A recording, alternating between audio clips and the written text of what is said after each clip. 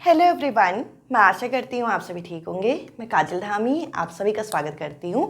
मैंने आप लोगों के साथ सीटैट पेपर 2 मैथ्स की कंटेंट सीरीज़ यहाँ पे शुरू की थी, जिसमें मैं टॉपिक वाइज आप लोगों के साथ कंटेंट को डिस्कस करती हूँ और उस टॉपिक से रिलेटेड जो प्रीवियस ईयर क्वेश्चन आए वो आपके साथ कवर करती हूँ। तो चलिए इस सीरीज़ को यहाँ पे कंटिन्यू करते हैं और आज हम डिस्कस करेंगे डे 13, जिसके अंदर मैं आप लोगों के साथ कॉन्ग्रेंस ऑफ ट्राइंगल यानी कि त्रिभुज के अंदर जो कॉन्ग्रेंस रूल लगता है वह मैं आपके साथ डिस्कस कर रही हूँ। अगर आपने ये क्लास गलती से भी खोल ली है तो इस क्लास को पूरा यहाँ पे देखिएगा, क्योंकि अगर आप पेपर 2 मैथ साइंस के प्रेपरेशन कर रहे हैं तो सबसे इंपॉर्टेंट टॉपिक्स में से एक हो जाता है। जैसे कि कई बार आपके माइंड में डाउट होता है कि कौन सा इंपॉर्टेंट टॉपिक है कौन सा नहीं है, तो ये टॉपिक आपको 1 मार्क्स यहाँ पे कंफर्म दे जाएगा और इसके लिए आपको कोई बहुत बड़ा रूल, कोई बहुत बड़ा नियम याद नहीं करना। आपके कुछ रूल्स हैं जिसकी बेसिक अंडरस्टैंडिंग के साथ आप इस टॉपिक के क्वेश्चन कर सकते हैं। इस टॉपिक के क्वेश्चन आप ओरल कर पाएंगे अगर आपको ये रूल का बेसिक यहाँ पे नॉलेज है। तो ये टॉपिक आप लोगों का ट्राइंगल टॉपिक में से सबसे ज़्यादा पूछा जाने वाला टॉपिक है पेपर 2 मैथ्स के अंदर।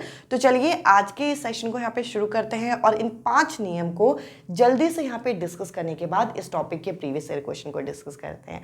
और अगर आप पेपर 2 मैथ साइंस की तैयारी कर रहे हैं तो जो क्लासेस की लिंक है, चाहे वो मैथ्स की क्लास हो चाहे वो साइंस की क्लास हो, वो मैंने कमेंट सेक्शन में पिन फॉर्म में लगा दिया है, जो आपको प्लेलिस्ट सीक्वेंस में मिल जाएगी। आप उन क्लासेस को देख सकते हैं और अपनी तैयारी कर सकते हैं। अब देखिए, सबसे पहले ये कॉन्ग्रेंस शब्द का मतलब क्या है। तो कॉन्ग्रेंस शब्द का सिंबल होता है कुछ इस तरीके से, और ये तब यूज किया जाता है जब दो शेप जो हैं उनकी साइड या एंगल जो है आपस में बराबर हो, या फिर आप कह लीजिए कि एक शेप दूसरे शेप में आपका ओवरलैप यहाँ पे हो सकेगा। तो ऐसे चीज़ों को हम क्या कहेंगे, ऐसे चीज़ों को हम कॉन्ग्रेंस कहेंगे। अगर आपने अपने घरों में यहाँ पे सॉक्स के पेयर देखे होंगे, तो सॉक्स के पेयर जब आप यहाँ पर हम लोग जब फोल्ड भी करते हैं तो एक के ऊपर ये ईजिली एक यहाँ पे ओवरलैप हो जाता है। ये दोनों क्या है, ये दोनों एक दूसरे के कॉन्ग्रुएंट होते हैं। अब ऐसे ही यहाँ पे कुछ रूल्स बनाए गए हैं ट्राइंगल को लेके। तो पहला रूल ये बोलता है कि अगर कोई ऐसा ट्राइंगल है, जैसे कि मैं यहाँ पे आप लोगों के लिए बना के दिखा रही हूँ कि ये एक ट्राइंगल हो गया, ये दूसरा ट्राइंगल हो गया। अगर ये दोनों ट्राइंगल की तीनों साइड जो है वे आपस में क्या है, बराबर है। और बराबर कैसे मैंने इंडिकेट किया है कि ये वाली साइड इस वाली साइड के, ये वाली साइड इस वाली साइड के, ये वाली साइड इस वाली साइड के, ऐसे ट्राइंगल आपके कॉन्ग्रुएंट कहलाएंगे। और इसमें कौन सी कॉन्ग्रुएंसी लगेगी, इसमें लगेगी आपकी SSS कॉन्ग्रुएंट रूल। अब अगली कॉन्ग्रुएंसी रूल क्या होती है कि अगर ऐसा कोई ट्राइंगल है, ऐसे कोई दो ट्राइंगल है जिनकी दो साइड और एक एंगल। अब इसमें लिखने का पैटर्न को आप जरा ध्यान से देखिएगा। इसमें क्या लिखा है, SAS, इसमें लिखा है ASA, इसमें लिखा है AAS। इसका मतलब क्या है, इसका मतलब ये है कि आपको इसी सीक्वेंस में चीजों को चलाना है। यानी कि अगर आपके पास दो ट्राइंगल है तो पहले इस वाले, यानी कि जो सेकंड कंडीशन है, इसका मतलब ये है कि दो साइड के बीच में एंगल होगा। यानी कि अगर ये एक साइड है और ये एक साइड है तो ये दोनों अगर आपस में बराबर है, और दूसरी साइड मान के चलिए कि ये है इन दोनों की, और इनके बीच वाला एंगल अगर आपका यहाँ पर एक दूसरे के बराबर है, जैसे अगर ये 30 डिग्री है और ये भी 30 डिग्री है, तो ऐसे केस में लगेगा SAS। इसको पढ़ेंगे कैसे कि दो साइड के बीच में अगर ये जो एंगल है ये अगर यहाँ ना होके यहाँ और यहाँ होता तो ये कॉन्ग्रुएंसी यहाँ पे नहीं लगती। आपको ये कंडीशन ध्यान देना होगा कि दो साइड के बीच में, यानी कि दो भुजाओं के बीच में ही आपका क्या होगा, कोण होगा। अब अगली अगर हम कॉन्ग्रुएंसी की बात करें तो अगली कॉन्ग्रुएंसी में क्या है कि दो एंगल के बीच में एक साइड होना चाहिए। तो दो मैंने ट्राइंगल यानी कि दो त्रिभुज बनाए, दो एंगल यानी कि एक एंगल ये, दूसरा एंगल ये, जो आपस में कॉन्ग्रुएंट है मतलब बराबर है, तो इनके बीच वाली साइड आपकी क्या होनी चाहिए, वे आपस में बराबर होनी चाहिए। अगर ये वाली साइड छोड़ के कोई और साइड अगर आपस में बराबर होती तो यहाँ पे ASA नहीं लगेगा। तो आपको ये चीज ध्यान देना है कि इनके नाम के अकॉर्डिंग ही यहाँ पे जो है चीजें बराबर होनी चाहिए। और अगर हम AAS की बात करें तो AAS किस तरीके से होगा कि एक ट्राइंगल ये, दूसरा ट्राइंगल ये, अब दो एंगल साथ में होंगे और साइड कोई और होगी, मतलब तीसरी साइड। तो दो एंगल मैंने इस तरीके से बना दिए। अब यहाँ पे हमें साइड को बीच में नहीं रखना, तो साइड को बीच में नहीं रखना तो कोई तीसरी साइड जो होगी वो आपस में बराबर होगी। तो इसमें और इसमें आपको डिफरेंस क्लियर हो गया होगा कि इस केस में यहाँ पे जो साइड है वो बीच में रहेगी इन दोनों के, जबकि इस वाले केस में साइड जो है वो बीच में रहे, ये यहाँ पे नहीं रहेगा। अब सबसे इंपॉर्टेंट इनमें से क्या है, यहाँ पे RHS, जिसे आप यहाँ पे RHS कॉन्ग्रुएंसी। अब इसमें आपको देखना क्या है, सबसे पहले तो इसकी कंडीशन क्या है कि ये आपका ऐसे ट्राइंगल पे लगती है जो कि राइट एंगल ट्राइंगल होते हैं, यानी कि 90 डिग्री का कोण इनमें बन रहा हो। सबसे पहली कंडीशन ये। तो यहाँ पे मैं साइड में आप लोगों के लिए बनाती हूँ कि अगर दो ट्राइंगल है जो कि राइट एंगल ट्राइंगल है तो उसमें RHS कॉन्ग्रुएंसी लगेगी। अब इसमें भी आपको चीज़ें देखनी है कि इसमें ये जो RHS है ये क्या है। R क्या है कि ये राइट एंगल ट्राइंगल होना चाहिए। तो राइट एंगल ट्राइंगल मतलब 90 डिग्री का कोण बन रहा है। इसके अलावा हाइपोटेन्यूज, हाइपोटेन्यूज किसको बोलते हैं, जो सबसे बड़ी सबसे लंबी वाली साइड होती है, ये आपस में बराबर होनी चाहिए। और कोई एक साइड, यानी कि चाहे ये बेस इसका बराबर हो जाए, चाहे ये वाली साइड परपेंडिकुलर ये बराबर हो जाए, तो सिंपल सी बात है राइट एंगल ट्राइंगल। इसके अलावा इसकी जो लॉन्गेस्ट साइड है वो भी बराबर होनी चाहिए, और साथ ही साथ एक कोई साइड, यानी कि ये वाली साइड या फिर ये वाली साइड आपस में बराबर होगी, तब ये वाला रूल यहाँ पे लगेगा। अब रूल समझने में तो बहुत ईजी लगे होंगे। अब इस रूल से रिलेटेड जो प्रीवियस ईयर क्वेश्चन है वो मैं आपके साथ डिस्कस करती हूँ, ताकि ये टॉपिक आपका ओवरऑल यहाँ पे समराइज हो। देखिए, मैथ्स में यहाँ पे थ्योरी बहुत कम होती है, जितना ज़्यादा होता है वो प्रैक्टिस होता है, और मैं उम्मीद करूंगी कि आप भी प्रैक्टिस कर रहे हैं और जो मैं क्वेश्चन आपके साथ डिस्कस कर रही हूँ उससे आपके एग्जाम में आपको हेल्प होगी। अब मैं आप लोगों के साथ कॉन्ग्रुएंस ऑफ ट्राइंगल के जो प्रीवियस ईयर क्वेश्चन है वो डिस्कस करूंगी, ताकि आपको एक अप्रोच मिले कि किस टाइप के क्वेश्चन आपके एग्जामिनर यहाँ पे फ्रेम करते हैं। तो देखिए, पहला क्वेश्चन हमारे सामने दो हमें यहाँ पे ट्राइंगल दे रखे हैं ABC और DEF। अब देखिए, इनके से रिलेटेड हमें कुछ इंपॉर्टेंट टर्म्स यहाँ पे दे रखे हैं, जैसे कि AB जो है वो आपका 4.5 सेंटीमीटर है। इसके अलावा AC जो है वो आपका 4 सेंटीमीटर दे रखा है। एंगल A जो है वो 55 डिग्री है। इसके अलावा अगर हम दूसरे ट्राइंगल की बात करें जो कि है DEF, इसके बारे में क्या बता रखा है कि इसमें जो DE है वो है 4 सेंटीमीटर, इसके अलावा FD है 4.5 सेंटीमीटर, और एंगल D जो है वो 55 डिग्री है। अब ऐसे क्वेश्चन में हमारे माइंड में ये सवाल आता है कि क्या हम लोगों को यहाँ पे फिगर बनाना चाहिए इसके, यानी कि ये जो एंगल दे रखे हैं, ये जो ट्राइंगल दे रखे हैं उसके फिगर बनाना चाहिए। तो देखिए, ऐसे क्वेश्चन को आप ऑप्शंस की हेल्प से यहाँ पे सॉल्व करेंगे, यानी कि इसमें आप कोई भी पेन पेपर यहाँ पे यूज़ नहीं करेंगे, ऑप्शंस की हेल्प से हम इस क्वेश्चन को सॉल्व करने वाले हैं। तो अलग अलग ऑप्शन दे रखे हैं। ऑप्शंस के अकॉर्डिंग क्या बोल रखा है कि ABC जो है वो DEF के कॉन्ग्रुएंट है। अब हमारे दिमाग में ये एक थॉट आता है कि हम लोगों को तो यही दो ट्राइंगल दे रखे हैं ABC और DEF, तो इस क्वेश्चन का आंसर यही होना चाहिए। पर हमें यहाँ पे चेक भी करना होगा कि ये सही भी है या नहीं है। तो इसके लिए हम क्या करेंगे, इसके लिए हम देखेंगे अगर ये कॉन्ग्रुएंट है तो इनकी साइड्स आपस में बराबर होनी चाहिए। तो इस हिसाब से अगर AB जो है क्वेश्चन में अगर 4.5 सेंटीमीटर दे रखा है, इसका मतलब क्या है कि जो DE है वो भी आपका 4.5 होना चाहिए, तभी तो सेम चीज़ों वाली वो कॉन्ग्रुएंट होंगी। यानी कि अगर AB 4.5 है तो DE भी 4.5 होना चाहिए, जबकि DE जो है क्वेश्चन में कितना दे रखा है 4 सेंटीमीटर, यानी कि 4.5 और 4 तो बराबर हो नहीं सकते। इस हिसाब से ये आपके कॉन्ग्रुएंट नहीं होंगे। तो पहला ऑप्शन यहाँ पे कट गया। ऐसे आपको ऑप्शन एलिमिनेट करना है। इसके अलावा दूसरा ऑप्शन में अगर हम देखें तो यहाँ पे दे रखा है कि BA। अब देखिए, BA दिया जाए चाहे वो AB दिया जाए, दोनों आपस में यहाँ पे बराबर होते हैं। तो BA जो है वो हमें क्वेश्चन में AB जो है कितना दे रखा है 4.5। इस हिसाब से यहाँ पे ED यानी कि DE जो है वो भी 4.5 होना चाहिए। अगेन ये 4.5 ना हो के कितना है 4 है, तो ये वाला ऑप्शन भी हम लोगों का यहाँ पे कैंसिल हो जाता है। अब अगले ऑप्शन की तरफ अगर हम बढ़ते हैं तो यहाँ पे दे रखा है AB जो है वो क्वेश्चन में कितना दे रखा है 4.5, और यहाँ पे दे रखा है FD, तो FD भी 4.5 है। तो यहाँ तक हमारा आंसर सही है। तो अब माइंड में ये सवाल आता है कि क्या यही इस क्वेश्चन का ऑप्शन होगा, तो ऐसा नहीं है, आपको बाकी पैरामीटर को भी चेक करना है। अब देखिए, यहाँ पे हमें AB के अलावा ट्राइंगल ABC में यहाँ पे AC भी दे रखा था। AC कितना दे रखा है 4 सेंटीमीटर। तो AC के हिसाब से यहाँ पर ये देखिए FF दे रखा है। तो एक ट्राइंगल में 3 अलग अलग साइड्स होती हैं, और अगर हम FF देखें तो FF तो यहाँ पे मेंशन ही नहीं है, तो ये ऑप्शन भी इस क्वेश्चन का आंसर नहीं होगा।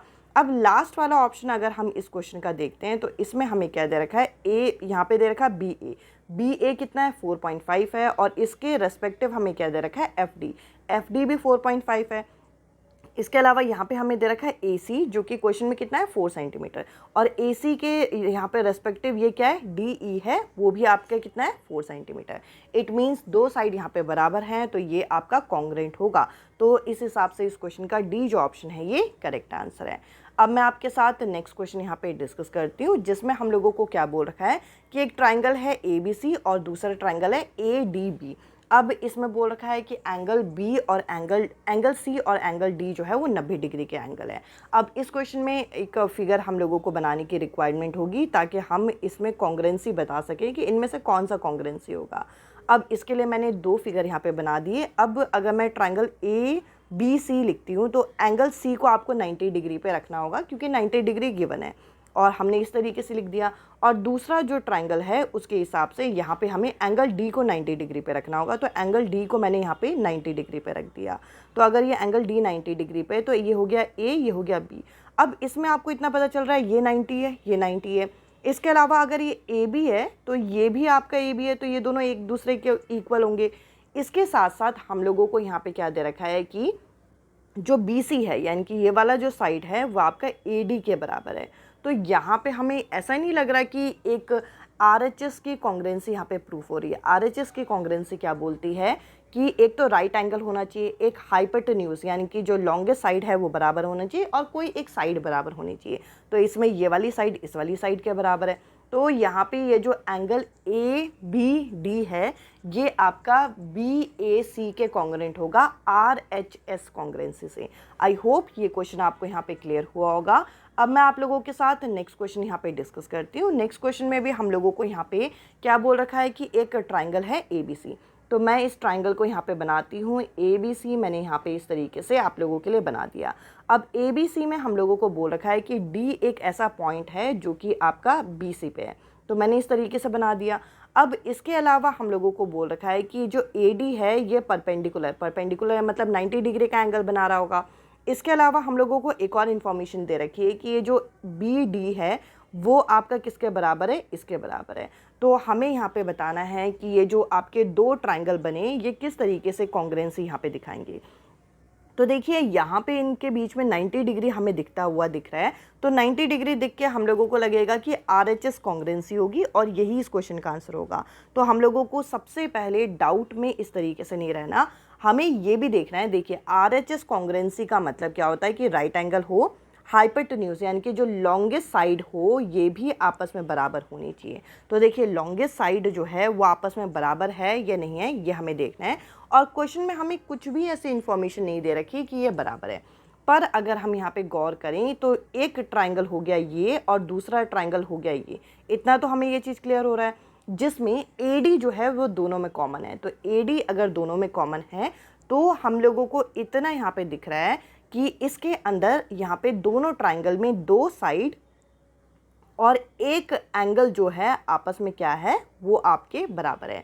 और हमें एक मैंने आपके साथ कॉन्ग्रेंसी डिस्कस की थी SAS के अंदर क्या था कि दो साइड के बीच वाले एंगल आपस में कॉन्ग्रेंट होते हैं, और इसमें यही कंडीशन आपकी बैठ रही है। देखिएगा जरा ध्यान से, एक ये आपकी साइड हो गई, एक ये साइड हो गई, ये बीच का एंगल हो गया, ये साइड हो गई, ये साइड हो गई, बीच का एंगल हो गया।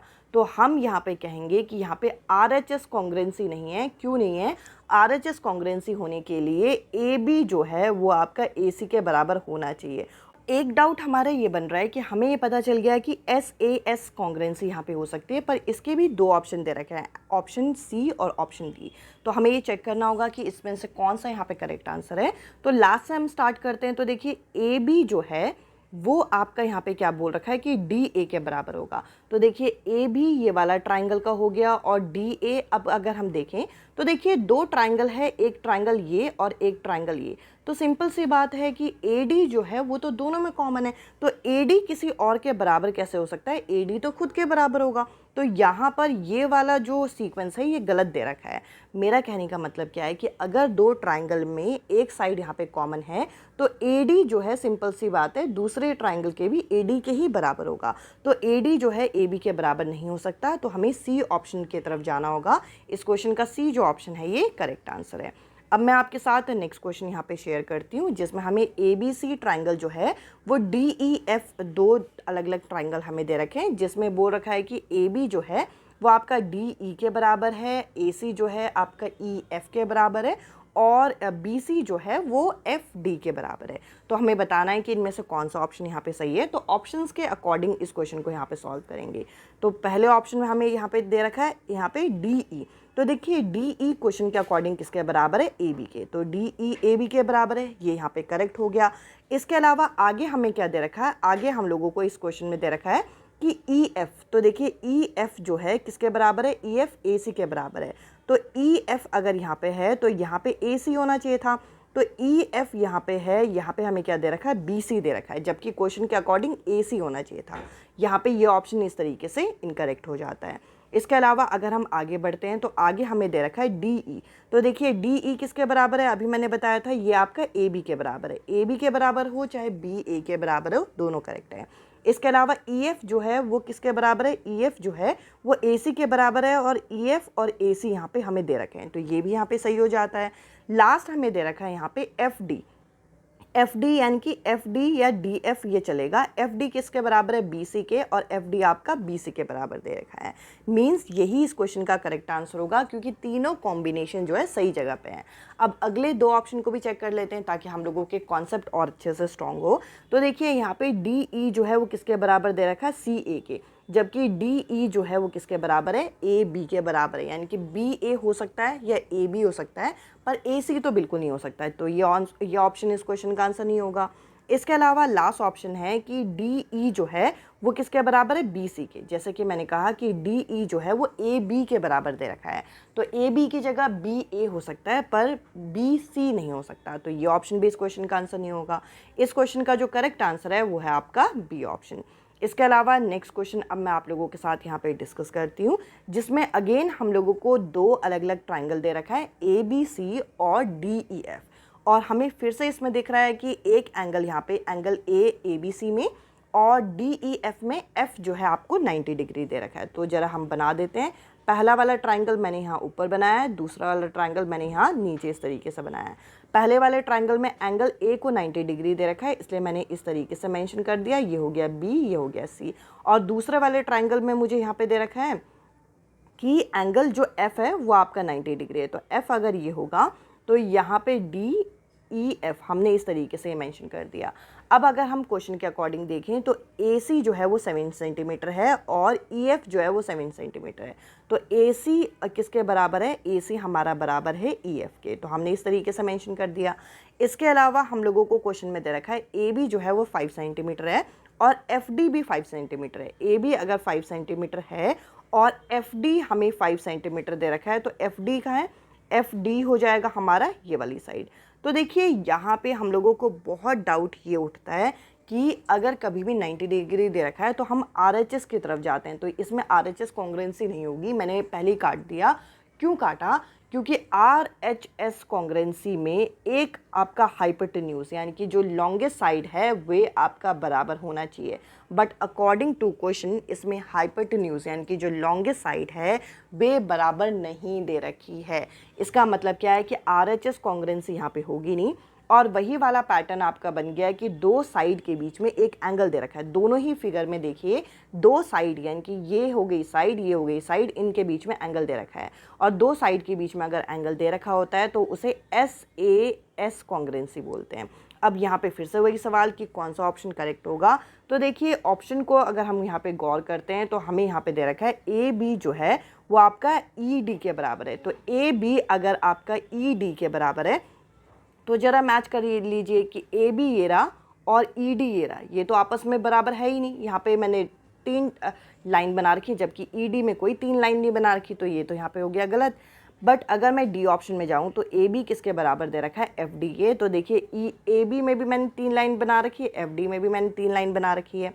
इसके अलावा अगर मैं फिर क्रॉस चेक करूँ तो AC जो है वो आपका FE यहाँ पे FE के बराबर है। तो AC जो है वो आपका FE के बराबर है, तो ये भी यहाँ पे सही है। तो यहाँ पे डी जो ऑप्शन होगा ये इस क्वेश्चन का करेक्ट आंसर है।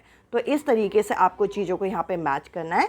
अब मैं आपके साथ नेक्स्ट क्वेश्चन यहाँ पे डिस्कस करती हूँ। नेक्स्ट क्वेश्चन में भी सेम पैटर्न है कि ABC एक ट्राइंगल है, DEF दूसरा ट्राइंगल है, जिसमें बोल रखा है कि AB जो है वो आपका DE के बराबर है, AC जो है वो EF के बराबर है और जो BC है वो DF के बराबर है। तो हमें इस क्वेश्चन में वही ऑप्शंस के साथ यहाँ पे खेलना है। तो अगर हम देखें तो AB जो है यहाँ पे अकॉर्डिंग टू ऑप्शन AB जो है वो EF के बराबर होना चाहिए, but according to question AB जो है वो किसके बराबर है, वो आपका DE के बराबर है। DE को हम ED भी पढ़ सकते हैं पर EF तो नहीं पढ़ सकते, तो ये वाला ऑप्शन यहाँ पे हो जाएगा गलत। इसके अलावा नेक्स्ट ऑप्शन है कि AB जो है वो किसके बराबर होना चाहिए, DE के, तो यही यहाँ पे दे रखा है देखिए। इसके अलावा AC जो है ये किसके बराबर है, क्वेश्चन के अकॉर्डिंग यहाँ पे EF के बराबर है, तो AC यहाँ पे किसके बराबर दे रखा है, जबकि यहाँ पे किसके बराबर दे रखा है, DF के, तो DF के बराबर नहीं है, तो ये वाला ऑप्शन भी यहाँ पे गलत हो जाता है। इसके अलावा नेक्स्ट ऑप्शन में है कि AB जो है वो किसके बराबर है, ED के बराबर है। ED और DA दोनों यहाँ पे चल जाएगा, ये वाला यहाँ पे। इसके अलावा AC जो है किसके बराबर है, EF के, जो कि हमें यहाँ पे दे रखा है। और इसके अलावा लास्ट अगर हम कॉम्बिनेशन देखें तो BC जो है किसके बराबर है, यहाँ पे DF के बराबर है और यहाँ पे भी DF के बराबर दे रखा है। देखिए BC ये रहा और DF ये रहा, तो ये ऑप्शन यहाँ पे सही है। लास्ट वाले ऑप्शन को जरा हम चेक करते हैं, तो देखिए AB जो है किसके बराबर दे रखा है, FD के, तो AB अगर हम देखते हैं तो ये आपका DF के बराबर है, ना कि FD के, तो ये वाला ऑप्शन भी गलत हो जाएगा।